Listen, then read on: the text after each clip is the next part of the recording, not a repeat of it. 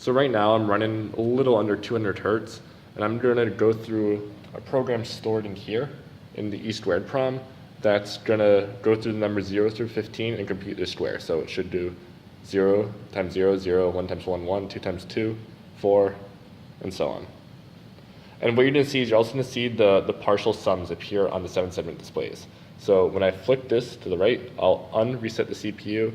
All these yellow ones are the control lines. You'll see right here the internal state register and the instruction register. And now let's watch it go. So now we get 4, 9, 3 times 3, 9, 4 times 4, 16, 5 times 5, 25, 6 times 6, 36. You can see how it's adding up the sum.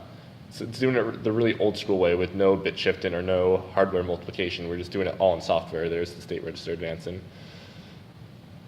Now we're at 81. Next one will be 100. Then we should get 121. You can see it's counting up by 11s, and next time it's going to start counting up by 12s. 144. Speed it up a little bit. 169. 196. And then the last result will be 15 times 15, 225. And now the CPU loaded the opcode 1, and it's now in the halt state.